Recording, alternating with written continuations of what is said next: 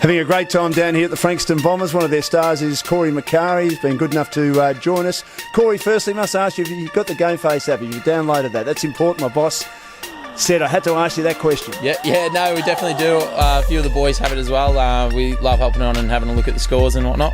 And it's be interesting to look at the scores because it's such a tight comp with, even though Bomb Beach have sort of fallen off the pace a bit in the last couple of weeks, there are probably 7 really in contention for a spot in the finals this year. Yeah, definitely. And I think definitely post-game, it's good to see who's been beating each other, and seeing that YC's lost 3 on the trot has been great. Sort of put them back in their place a bit this year, and they've had a few injuries, so it's great to see other teams up there again. You see every game as a challenge this year?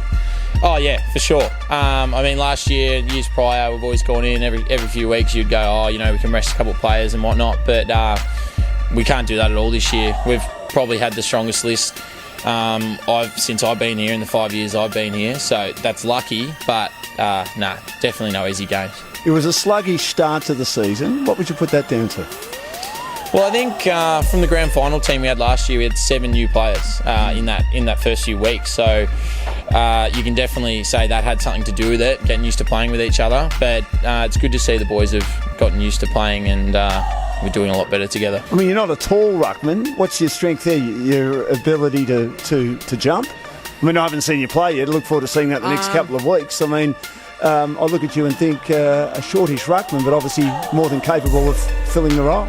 Yeah, well, we've sort of gone away from the old school sort of big tap ruck, and we're trying to utilise the fact that I can run around the ground. And I guess traditionally ruckmen wouldn't have good foot skills, and we'd like to think I can kick the ball. So instead of just when I mark giving a handball, we can use me as an option to kick it forward as well. So I think that's been my strength, and then obviously working with the mids to become a 4th mid around the ground.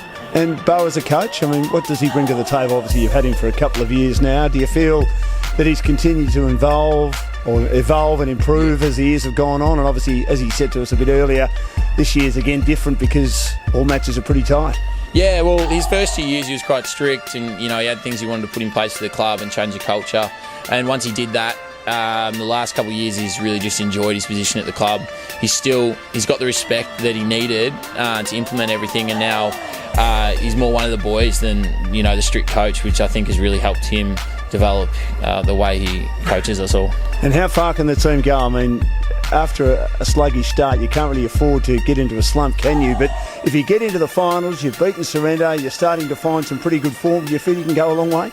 Oh yeah, I reckon we can win the flag for sure. I think the team's going to... You sure? You didn't say that with any confidence at all, did you, Corey? No, we definitely can. I think the team with the strongest list come finals is going to win.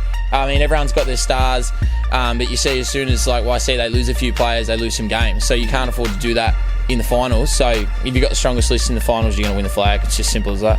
Can you say something for me, camera? Get your game face on. Get your game face on.